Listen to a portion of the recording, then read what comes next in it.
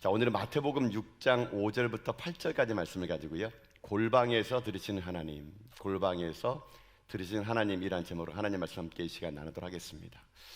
우리는 계속해서 주일 아침에 마태복음에 있는 말씀을 이제 하나하나 보고 있는데요. 우리가 마태복음 보고 있는 말씀은 이 산상수훈입니다. 산상수훈이란 예수님께서 산 위에 오르시사 말씀하신 내용을 기록해 놓은 건데요. 마태복음은 5장, 6장, 7장을 거쳐서 산상수훈이라고 하죠. 산상수훈의 큰 주제는 뭐냐면요, 우리가 이 땅 가운데 천국 백성처럼 살기를 원하는 것이죠. 예수 그리스도를 구주로 고백한 우리들은 이미 천국 백성들입니다. 그럼 천국은요, 죽어서 가는 것이 아니고 이 땅의 천국에서 백성처럼 살다가 천국 가는 것이, 그게 진짜 하나님 믿는 백성들의 삶이라는 것이죠.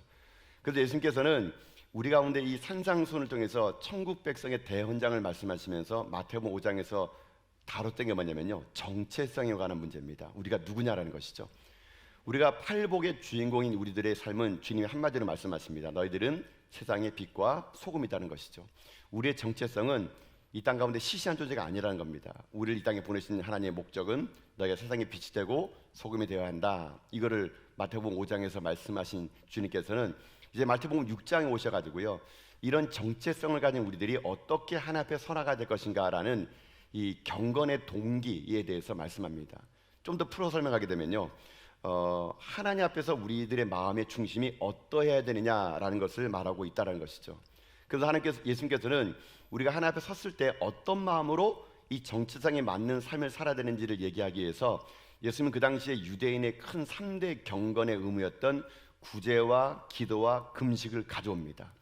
그런데 이 구제와 기도와 금식을 가져오면서 이것을 세 개를 행할 때 유대인들이 이것을 경건의 의무로 했는데, 이 경건의 의무를 할 때 어떤 동기를 했냐라는 걸 보게 되는 겁니다. 이것이 사람을 향한 것이냐 하나님을 향한 것이냐, 그 동기를 잘 살펴보라는 것이죠. 왜냐하면 이 동기가 자칫 잘못됐다가는요, 어떤 식으로 되느냐, 이 하나님께서 그토록 규정하셨던 구제와 기도와 금식이 잘못됐다가는요, 종교적인 독버섯처럼 우리를 사로잡을 수 있다는 얘기예요. 그래서 주님께서 한마디로 뭐라 말하냐, 그것을 외식이라 그러나, 외식. 그러니까 너희들이 외식할까 조심하라는 거죠. 그래서 우리가 지난 시간에 우리 마태복음 6장을 시작하면서 첫 번째 그 유대인의 3대 경건 중에 구제를 받잖아요. 구제도 마찬가지라는 것이죠. 사람들이 구제할 때 그 당시 사람들이 자꾸 자기를 드러낸다 그랬잖아요. 그래서 지난주 본문에 그런 말 나오지 않습니까? 나팔을 분다고요. 드러내기 원할 때 너희들이 드러내기 원하면 안 된다는 것이죠. 주님 뭐라고 말합니까? 왼손이 하는 일을 오른손이 모르게 해라. 은밀하게 하라는 거죠. 은밀한 중에 보신 하나님께서 다 갚아줄 것이기 때문에 너희들이 구제될 말이 아니에요. 구제하라는 겁니다. 그러니까 구제 자체가 자칫 너희를 드러내는 동기라면 너희들은 외식하는 자들이니까 조심하고, 왼손이 하는 일을 오른손이 모르게 할 정도로 너희들이 구제했다는 자체도 인식하지 말고 은밀한 중에 보신 하나님 앞에서 너희들이 구제를 해나가야 그게 진짜 구제다, 이렇게 말씀하셨다는 얘기입니다. 자, 이제 이 구제에 관한 얘기를 한 다음에 예수님은 오늘 두 번째로 뭘 얘기하냐면요, 기도에 관한 얘기합니다. 기도는 우리 그리스도인들의 생명과 같은 것이거든요. 근데 이 기도마저도 자칫 잘못하게 되면은 우리가 드러내는 기도를 할 수 있기 때문에 주님께서는 오늘요, 이 마태복음 6장 5절부터 8절까지 말씀 중에서 5절과 7절에 두 번에 걸쳐서 또 이렇게 말씀하시면서 이 구제에 못지않게끔 기도도 자칫 잘못했다가는 외식적인 기도가 될 수 있으니 너희들이 경계해야 된다라고 말하고 계시다는 것이죠. 그럼 오늘 말씀은 이렇게 한번 해보려고 합니다. 그러면 이제가 우리가 두 번째로 이 기도를 살펴볼 때, 그럼 우리의 기도가 자칫 어떻게 했을 때 외식적인 기도가 될 것이고, 그 외식적인 기도가 되지 않으려면 우리는 어떠한 진정한 기도의 삶을 살아야 될 것인가. 오늘 함께 나눌 이 기도에 관한 예수님 말씀 통해서 저는 여러분들이 진정한 이 땅 가운데 참된 기도의 믿음의 종도 다 될 수 있기를 여러분 주님의 이름으로 축복드립니다.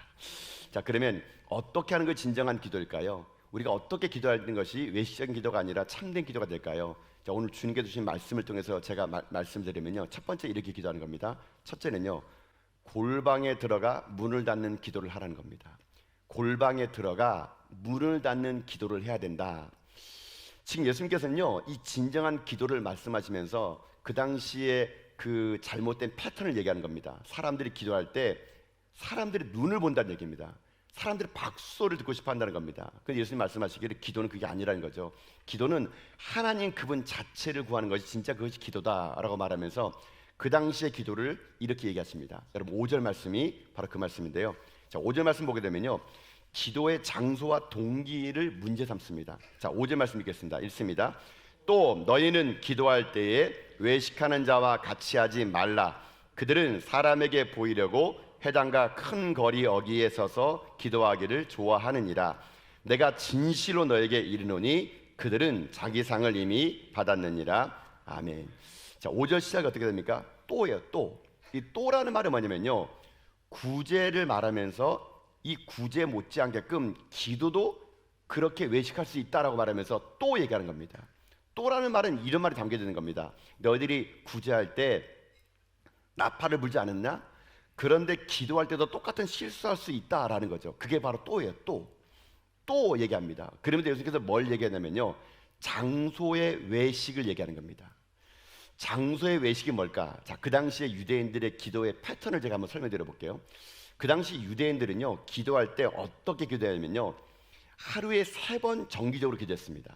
그러니까 오전 9시, 그 다음에 12시, 오후 3시. 이게 유대인들의 3번의 의무적인 기도였어요. 유대인들에게는 이 3번의 기도를 반드시 지켜야 될 율법적 의무였습니다. 이거를 유대인들은 뭐라 말하냐면요, 할라카라 그럽니다. 할라카라는 것은 유대인들이 지금 쓰는 말인데요, 그 율법적 의무예요. 반드시 해야 되는 겁니다. 그래서 유대인들도 오전 9시 그리고 정오에 오후 3시에 기도를 하게 되는데, 그들이 이때 기도할 때 되면요, 나팔이 울립니다. 나팔이 울리면 사람들이 잠깐 하던 일 멈추고 예루살렘 성전 향해 가지고 서서 기도를 하게 되는데, 어떤 기도하느냐, 그냥 뭐 하나님 우리 기도 들어주옵소서 이게 아니라 정해진 기도문이 있어요.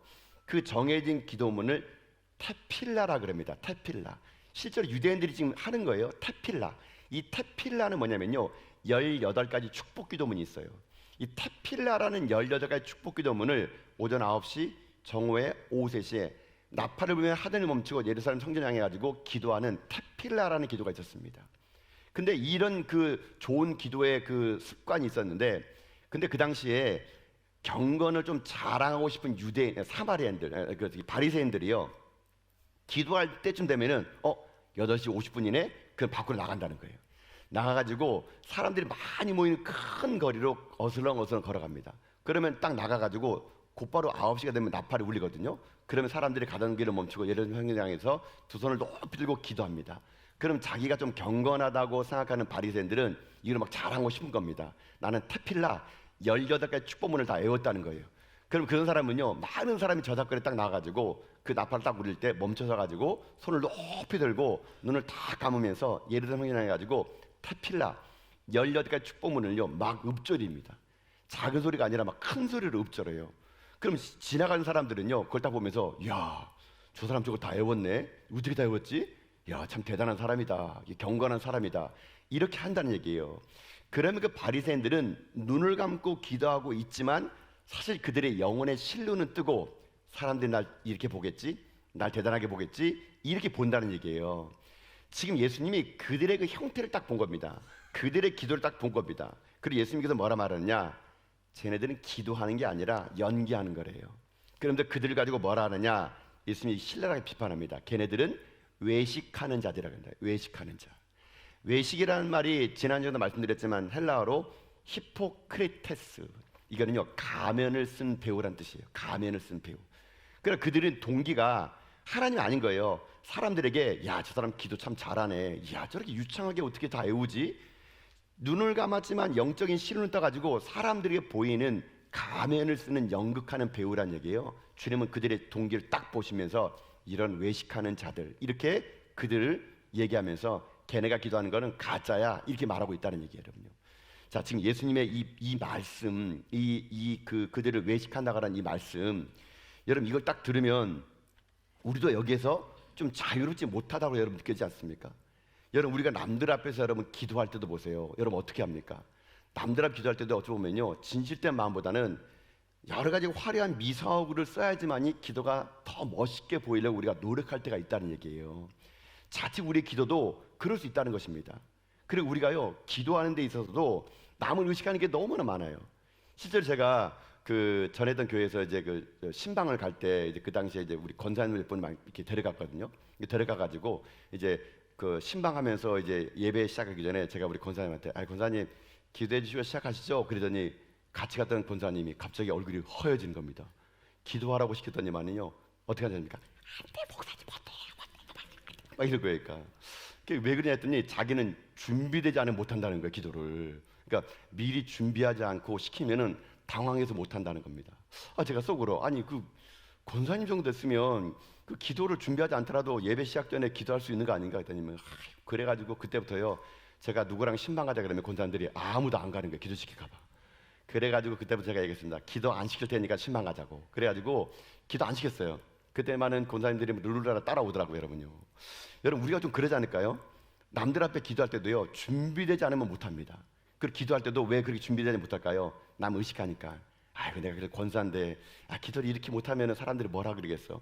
그런 부담감 때문에 기도하는데 자꾸 사람을 신경 쓰는 거예요. 여러분요. 그러다 보니까 우리의 기도는 자꾸 사람을 향한 기도가 되는 겁니다. 통성 기도할 때도 남보다 더 큰 소리로 기도하면 된다는 거. 여러분 그래가지고요 제가 이제 실제로 목회생활을 오래 하다 보니까 참 별의별 성도들이 다 만나요. 어떤 분은 자기가 방언을 조금 한 줄 안다 그래가지고요 새벽 예배 끝나면요 엄청나 큰 소리로 방언합니다. 혼자 막 그냥. 근데 제가 방언 들어보면은요 이게 방언인지 아니면 이게 자기가 만들어내는 말인지 하여튼 뭐 이상한 말을 해요. 뭐 똑같은 말을 나중에 얘기했지만 중언문을 합니다. 그분이 중언문 얘기하면서 제가 이게 자기가 방언할 수 있다 이걸 막 드러내는 거예요. 또 어떤 분은요 전에 했던 교회는 그랬어요. 어떤 분이 기도시키면은요 그분은요 기도 시작을 어떻게 하십니까? 기도를요 창세기부터 합니다. 창세기. 태초에 천지를 창조하신 하나님 창세기 1장부터 요한계시록까지 하는 거예요. 그분이 자기가 성경을요 많이 안다고 자랑합니다. 그래서 창세기부터 아멘 주에서 오시옵소서. 그래서 그분이 기도하기 시작하잖아요. 모든 성경 다 알아요. 한 10분 하겠구만 해가지고 그래서 그분의 기도를 들으면 사람들이 막 감동받는 게 아니라 언제 끝나나 이 시간만 보는 거예요. 그분은 자기가 성경을 아는 지식을요 그 기도 시간에 다 얘기하는 겁니다. 여러분 그게 진짜 기도일까요? 또 기도 중에 여러분 우리가 어떤 우를 범하고 있습니까? 기도를 설교처럼 하는 분이 계세요. 여러분 기도는 설교가 아닙니다. 여러분요. 근데 마치 자기가 설교처럼 기도하는 분이 계시고 기도를 할 때요 남을 질타합니다. 자기의 의를 드러내고 사람을 꾸짖고. 여러분 이건 진짜 기도가 아니에요. 여러분요. 하나님을 향한 기도가 아니라 사람을 향한 기도가 되는 우를 범하는 거. 여러분 그런 사람은요 정작 자기 혼자 있을 때는요 5분도 기도 못합니다. 여러분요. 나 앞에 드러내는 기도는 그렇게 하면서도 정작 5분만 기도하지 못하는 거룩한 연극의 가면을 쓰고 있는 기도를 하고 있지 않은지 우리를 돌아봐야 된다는 얘기예요. 여러분 이 말을 근데 여러분 오해하지 마세요. 지난주에 구제도 여러분 오해할까 봐 제가 좀 말씀드리는데요. 구제하지 말자 그 말 아닙니다. 기도하지 말자 그럼 통성기도 없애자 대표기도 하지 말자 이 말이 아니에요. 그거를 하나님이 정하신 건 정말 좋은 거를 어떤 동기를 하느냐 이게 더 중요하다는 얘기예요. 제가 이제 이것 때문에 그 산상수훈의 말씀을 제가 이제 읽다가 그 존 스토트 목사님이라는 분 계신데 이분의 산상수훈을 읽다가 제가요 참 이분이 위대한 신학자예요. 그분이 산상수훈에 의해서 그분의 책에다가 이런 말을 썼더라고요. 이렇게 썼더라고요. 그분이요. 그리스도인은 숨기고 싶은 유혹을 받을 때 보여주어야 하고 보여주고 싶은 유혹을 받을 때는 숨겨야 한다.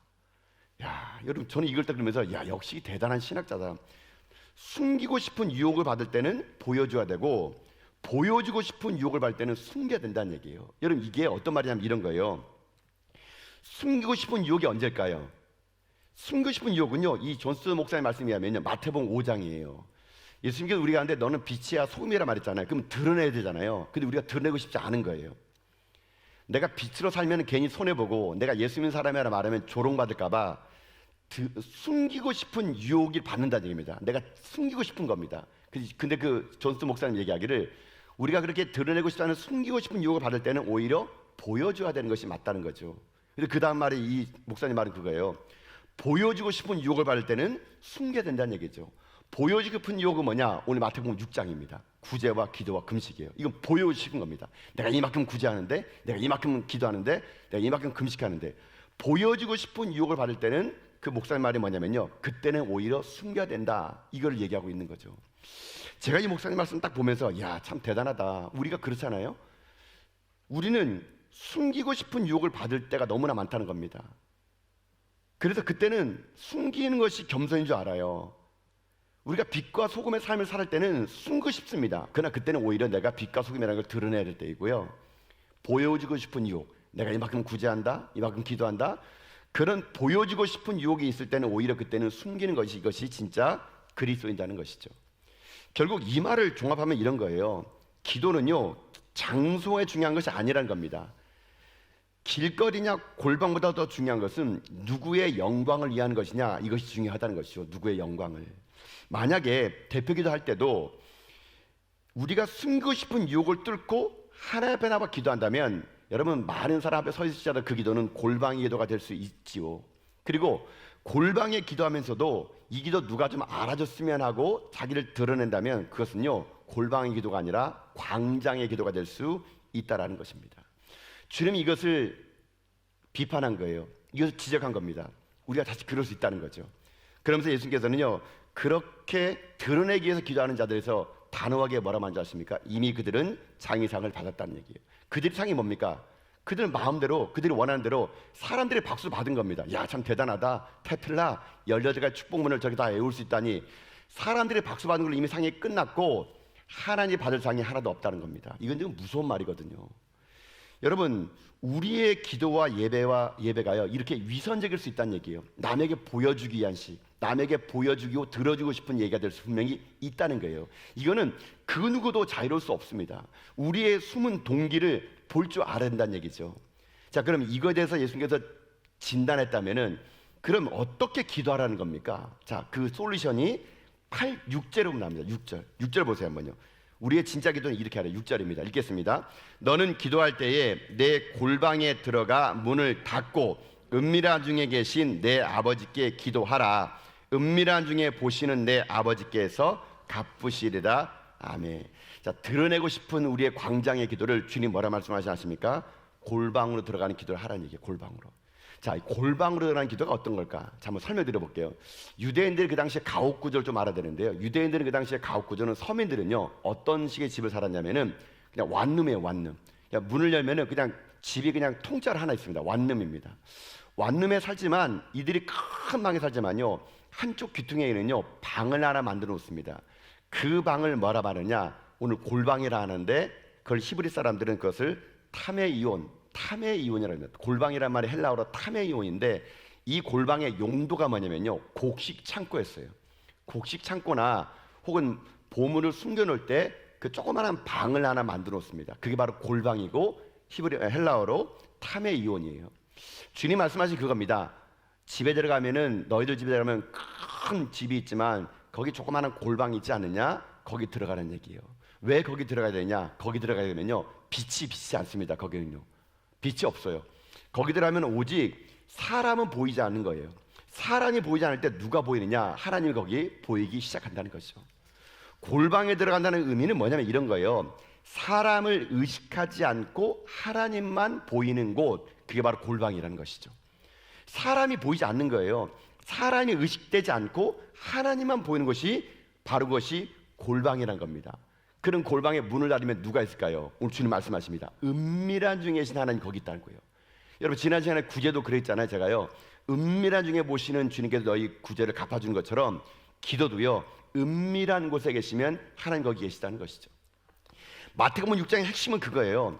유대인들은 하루에 3번 사람에게 보이려고 저작거리에 나가가지고 기도하는 그것인데 그건 외식하는 거래요. 진짜 기도는 사람들을 의식하지 않는 은밀한 곳.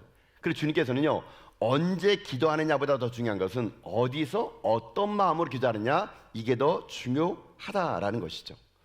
여러분, 그래서 여러분의 기도를 한번 오늘 점검해 보셔야 됩니다. 나의 기도는 정말 의무적으로 하는 것인지 아니면 정말 하나님을 만나는 기도인지, 정말 여러분의 인생의 삶에는 골방이 있는지 아니면 우리는 자꾸만 모든 걸 드러내는 인생이 되어 있는 삶을 살아가는지, 우리 모든 기도가 사람의 시선을 의식하는 기도인지 아니면 정말 하나님을 의식하는 기도를 살아가는지.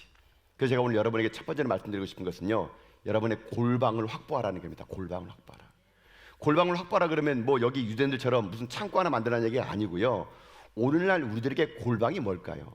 골방에 들어서 문을 닫는다는 게 뭘까요? 제가 볼 때는요, 여러분이 이번 한 주간 동안에 골방에 들어가 문을 닫고 하나님 만나면 여러분 첫 번째로 여러분 닫아야 될 게 하나 있습니다. 그게 뭔지 아십니까? 스마트폰을 닫으셔야 돼요. 스마트폰. 여러분, 오늘 우리의 기도가 가장 방해되는 게 스마트폰입니다. 뭐 요즘에 그런 말 하더라고요. 스마트폰은요, 우리의 또 다른 장기래요. 장기. 그러니까 내 몸에 붙어 있어야 되는 거예요. 손에 떨어나가면 사람이 불안해가지고 못 산대요. 스마트폰이 우리 또 다른 장기가 되는데 여러분 이것이 우리의 기도를 방해하는 겁니다.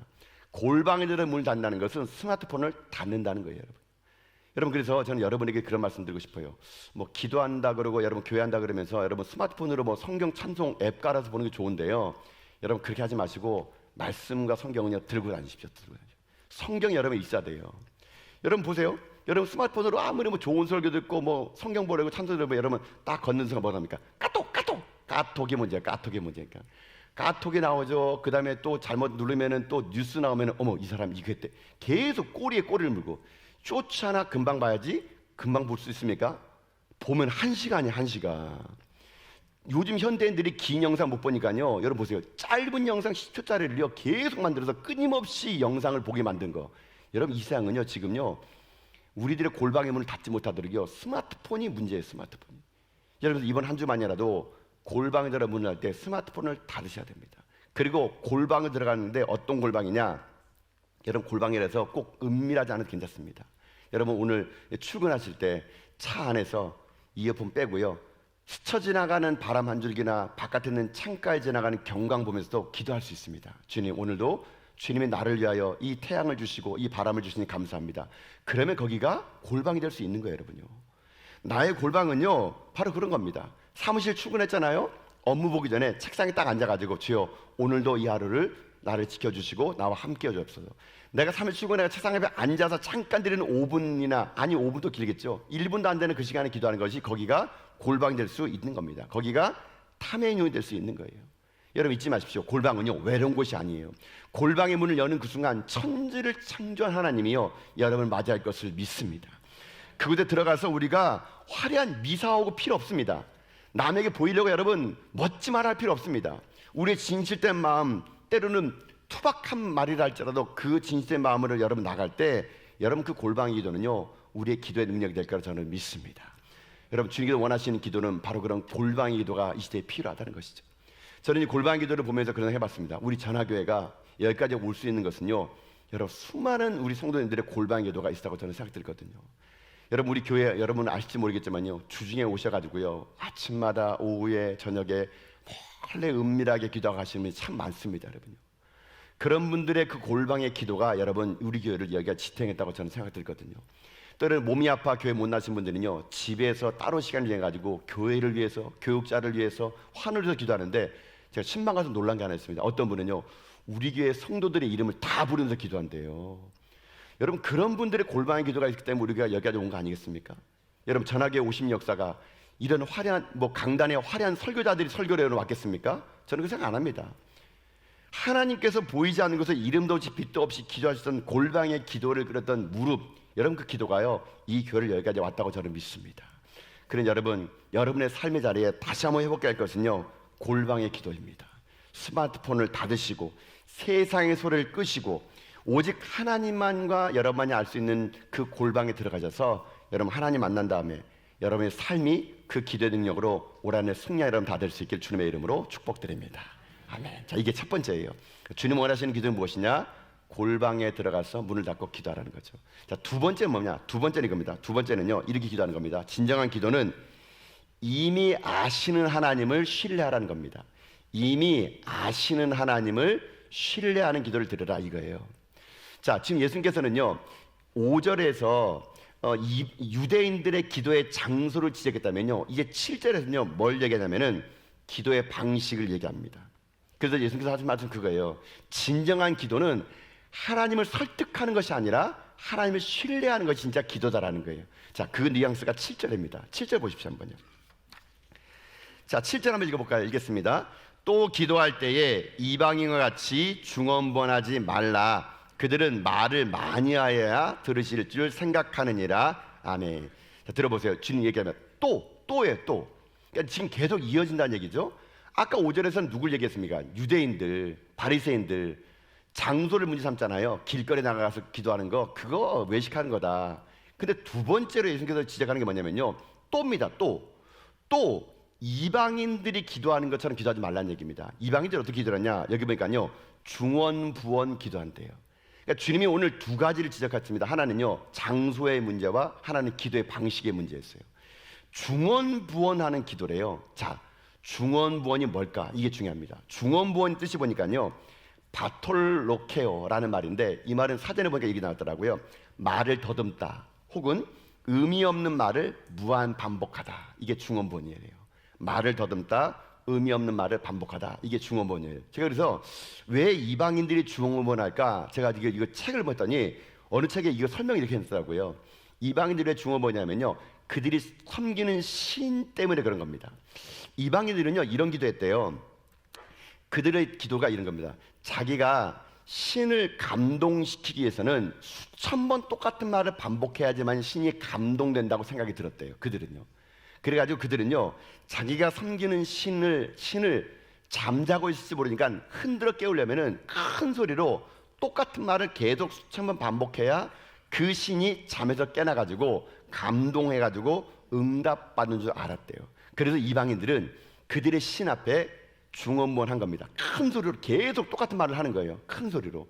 이방인은 그래야 자기가 섬기는 신이 잠에서 깨나가지고, 야, 참 니네 열심히 기도한다.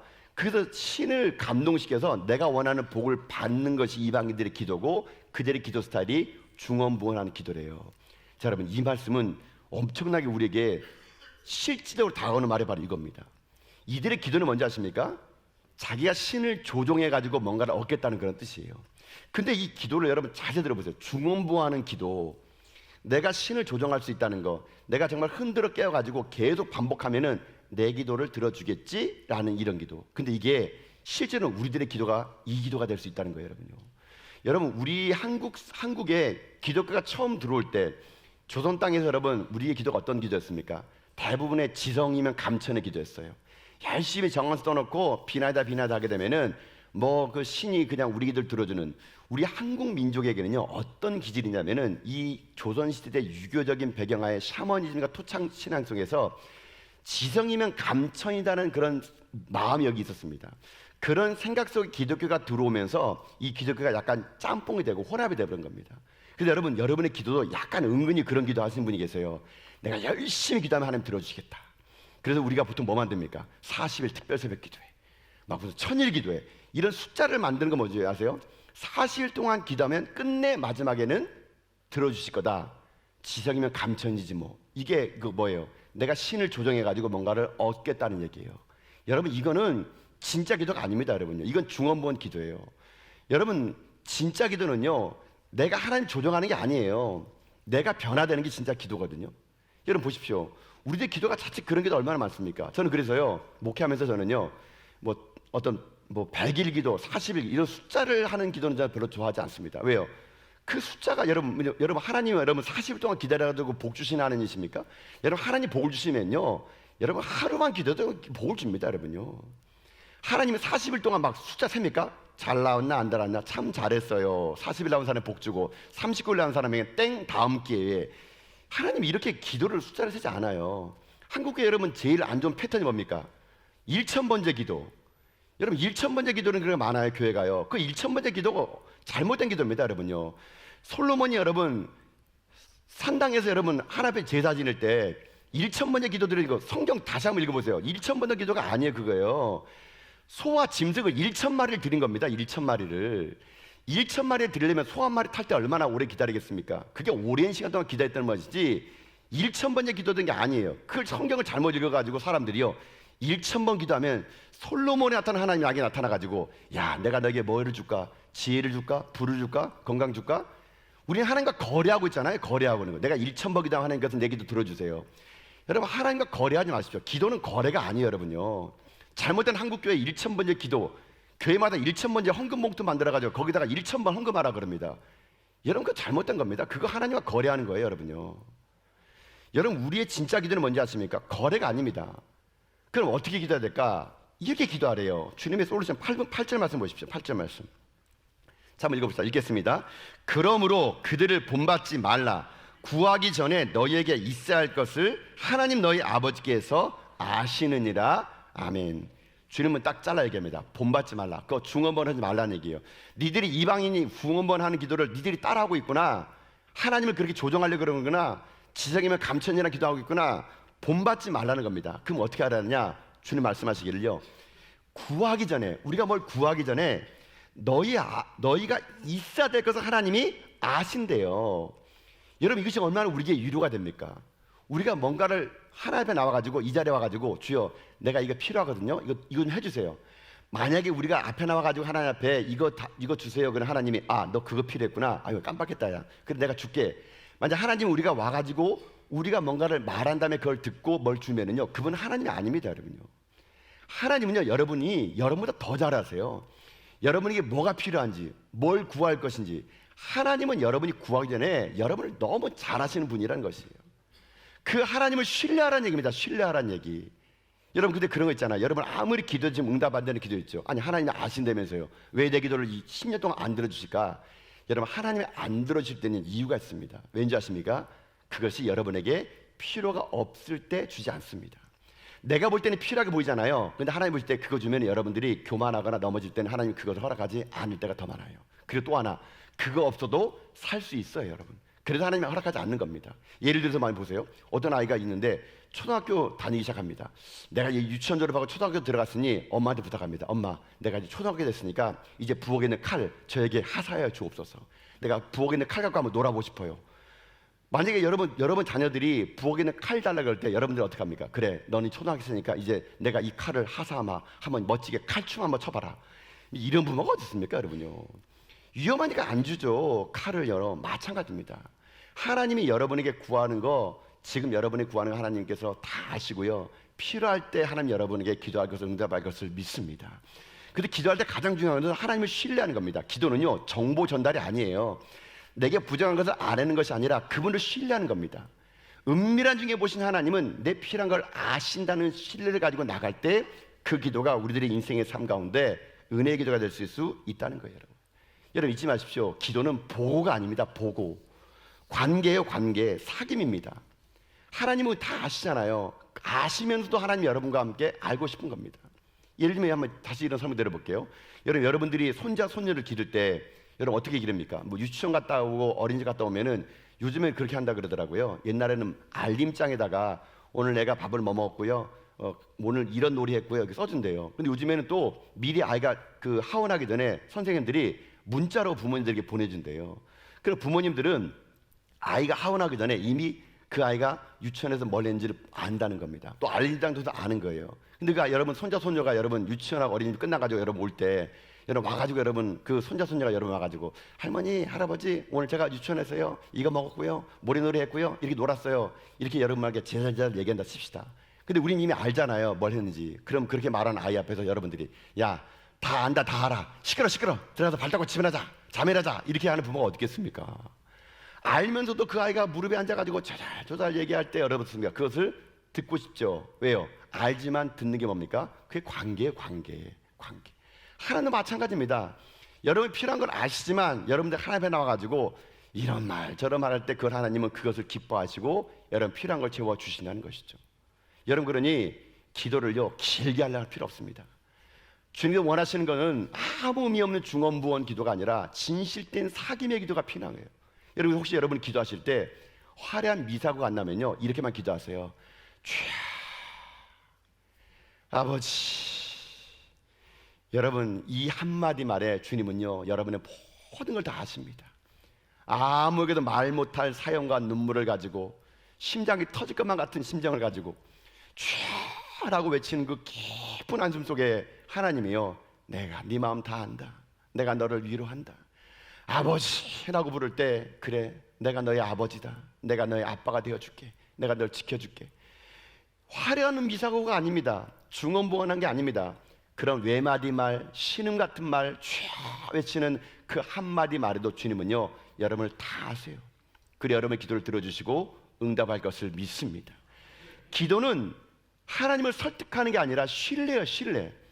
그 신뢰를 가지고 기도할 때 우리가 이방인처럼 중언부언한 기도가 되는 것이 아니라 진심 어린 기도가 될 수 있다는 것이죠. 그래서 사랑하는 성도 여러분 이 모든 걸 다 아신 하나님 부모의 마음으로 오늘 여러분의 기도를 듣기 원하십니다. 오늘 여러분의 기도가 달라져서 여러분 인생의 삶이 진짜 중언부언 기도가 아니라 하나님 앞에 상달되는 그런 기도가 될 수 있길 여러분 주님의 이름으로 축복드립니다. 사랑하는 성도 여러분, 주님은 오늘 우리에게 진정한 기도에 대해서 새롭게 우리에게 말씀하고 도전해 주셨습니다. 우리의 기도가 혹시 사람에게 보이는 기도 아닙니까? 우리 기도가 혹시 사람의 귀를 즐겁게 하는 기도가 아닙니까? 그런 기도했다면 이제 골방으로 들어가십시오. 이번 주 한 주간 스마트폰을 닫으시고 사람들의 박수갈채를 거부하시고 보여주기식 기도가 아니라 숨김의 깊은 골방으로 여러분 들어가시고, 그리고 두 번째는 이미 아시는 하나님을 신뢰하십시오. 기도는 설득이 아니고 거래가 아닙니다. 기도는 신뢰입니다. 하나님을 조정하려 하지 마십시오. 이미 다 아시는 하나님 품 안에서 쭉 외마디 말을 통해서 여러분이 하나님의 위로를 받고 2026년도가 여러분의 기도가 회복되는 복된 한 해가 될 수 있기를 주님의 이름으로 축복드립니다. 아멘.